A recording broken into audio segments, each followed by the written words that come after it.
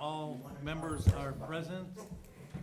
Item 32 on your agenda. This is a resolution relative to determination of a payment in lieu of taxes agreement between the City of West Allis and Wizcraft Incorporated, doing business as Beyond Vision, for the property located at 1540 South 108th Street. Now, my understanding is that our city attorney, Kale, has taken all of the, or many of the suggestions that the council made at the last go-around when we talked about pilots, and took those best suggestions and put them in this resolution to be presented to Beyond Vision with the idea that this is the agreement, sign it. Thank you. Decker?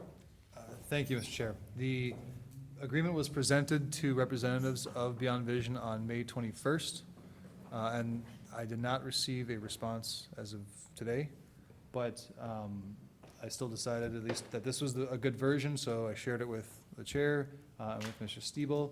So that is the version that is presented to you. It has not been approved by Beyond Vision, but it is the one that is under your consideration. Should you approve it, then I would just let them know that this is an agreement that the city has already approved, and if you wish to approve it, it's a done deal. Can you briefly give us the highlights of it? Certainly. Based on the discussion last time, I tried to incorporate as much as I could. There were some things that were either conflicting or not necessarily something that would go in the agreement. But the changes that were made essentially was extended to a 50-year term with an option for the city to terminate after 25 years. And then the large item that I think most of the committee agreed with last time was this would be a pilot amount equal to 100% of the actual combined tax rate. It would not be the 77%. There is no diminishing pilot payment calculation.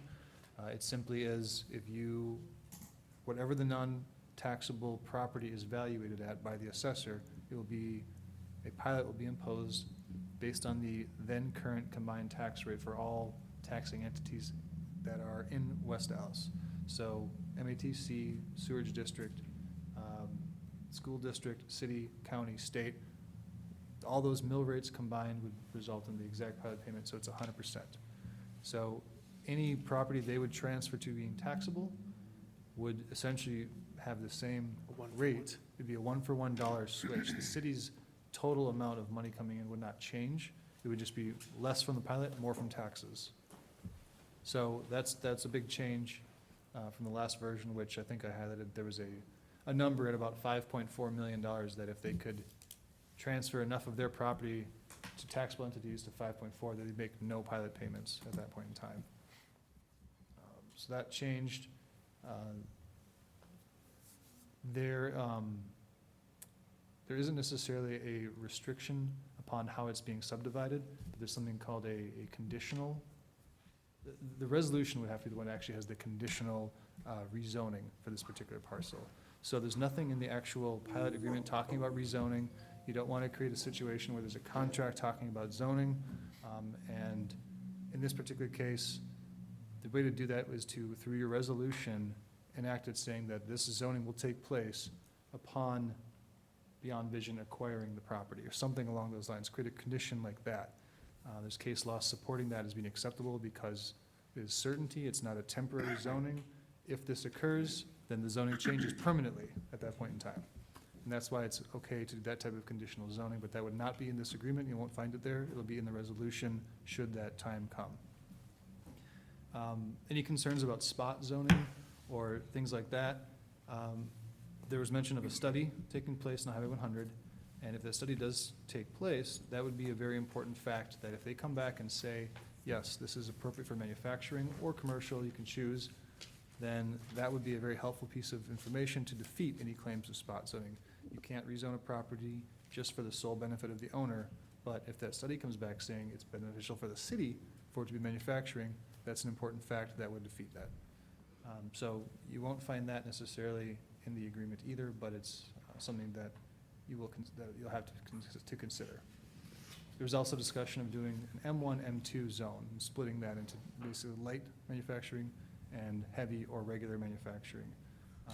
My recommendation would be to do that before an agreement is approved, and make sure that that's done before the study begins, because you want the study to include those options to ensure that it comes to an accurate recommendation. You want the study to just look at the M zone, because it become obsolete the second we split that into M1, M2. So I think the first call has to be, do you want M1, M2? Other highlights of it, So, I'm sorry. Sir. Back up, sure. Mr. Chair. Are you saying that if we want them to split the property, they have to do it now? Or are you saying, No, I'm saying that the agreement itself could be approved tonight, but when you actually consider the zoning mhm, of this parcel, you can condition that zoning upon Beyond split. Vision acquiring the property and subdividing it. You can make that a requirement. The subdivision is part of the agreement though, okay, because the agreement would require that to be subdivided. It just doesn't require there to be any type of zoning, and that's by definition, you don't want to include the zoning within this agreement. okay. The standard provisions are all in place for if property is transferred to taxable entities or back and forth, that no matter what, it's a one-for-one swap as the city here is affected. And if there's any specific questions, I can take those, but I think those are the major highlights. Increase in the, every year, property values go up or down. Oh, sure, I guess I didn't explicitly say that. The assessor would be assigned the duty of valuing property on an annual basis. So if the property value goes up, then the total pilot payment goes up as well. If the property value goes down, the pilot payment would go down as well. Alderman Mr. Barza? Chairman, I'm still a little confused in the, I understand you went to 100% of the taxable value, but is that still being credited if they put the outbuilding out? Is that still that money being credited? Or is this one's being, that amount of money will pay forever, or for the 25 years, 50 years, and any other ones do not affect that payment at all? That's where I'm still a little confused. They are completely independent from each other. There is no more incentive to make something taxable or not taxable. That incentive has been entirely removed because, let's say they buy the whole property and they keep the whole property. It'll be, if everything is tax exempt, it will be assessed fully and completely as one unit. And then the pilot payment will be determined based essentially upon the mill rate, the 100% tax rate of what it's valued at. It would just be a pilot, not taxes. Right. If they subdivide it and sell the front half, and that becomes taxable to a totally separate entity, they will pay their own taxes, they will be taxed under the normal process. Whatever remains would be assessed, just like the assessor would, they'd assign a value to it, and that value would determine the pilot, so it doesn't matter if it's taxable or not taxable, the same dollars are coming in one or another. Perfect. Second question is, I know you were saying M1, M2. I think we're actually talking M1 commercial. That one would be, or M2? What's the new district that we're trying to equate to? So it would be M2 commercial, not M1, M2. Correct. I don't know if I was clear on that one. So the M zone that currently is, the goal would be to create an M1, M2 zone on the books, and then assign parcels around the city that are currently just M zone to be either M1 or M2. This individual parcel, the city could choose to zone the front half of that to be commercial and the rear half of it to be manufacturing on a later date, once the zones are created. Last question. You said something about if you approve this agreement, you're essentially then saying, we will approve this agreement should you purchase the property, then it is definitely set in stone. Where do we still have the option, if we approve this agreement, we don't necessarily have to vote for the zoning change? In fact, that's an explicit requirement. The zoning change cannot be part of this contract and cannot be a guarantee made out of this contract at all. Okay. So the city The retains, opposite of what I thought. the city retains 100% ability to decide later on whether to change the zoning in this Very good. parcel, and that's by explicit design.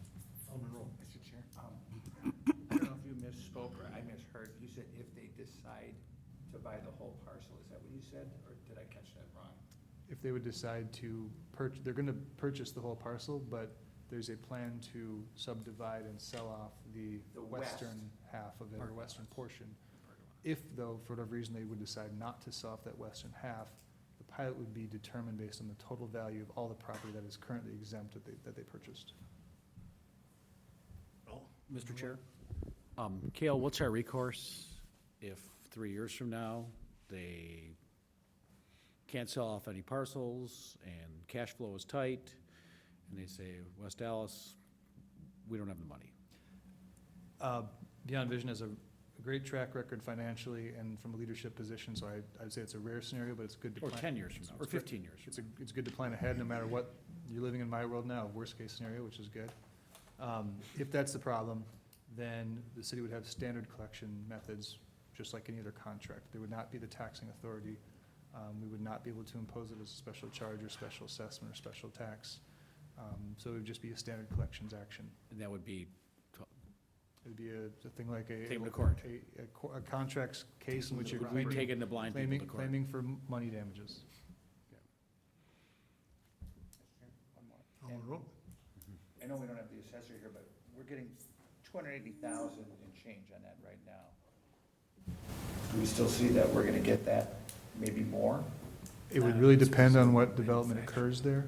Right now, the case, the 280,000 is, again, under litigation right now, but it's based upon, I believe, a $9.5 million assessed value for that property.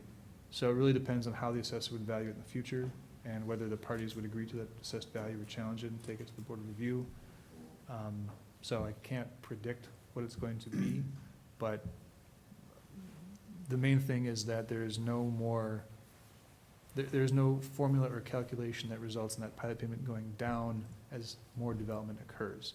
If more development occurs, then the total payments, whether taxable or not taxable, would increase along with the total development and total value that's increased. So it defeats that incentive that was there before, and instead, it essentially just says this is a non-taxable entity, but as Beyond Vision has accurately stated, they'll still receive a lot of services that any other commercial property would receive, and they feel morally obligated to pay the city for those services received just like any other business would on Highway 100 or in the city. You don't feel we're getting ahead of that Highway 100 corridor study? If you approve the agreement right now, no, not necessarily. What you would be doing though is if you got the study going before you made the 2 manufacturing districts, I think you'd be getting ahead of yourself. Do we not have that study going yet? You just got Next an meeting. email today. It'll be at the next Yeah, next council meeting. So you're saying don't create M1 and M2? No, do create M1. Saying I- you'd want to I hope create, so. you'd want to create that first so that the study would include that within the study, so they'd have a little bit We're more. gonna do it the same night, I think. We'll just make sure one's jacketed above the other one. Yeah, well, Well, and you can. either way, the study. You can approve the study, you could, approved this one first. you could approve the study today or tomorrow, but I would tell those folks, don't start until we get the zoning. Or understand that there will be a change. Or understand, or do it with the assumption this will change. So you just want the study to be accurate once it's finally completed.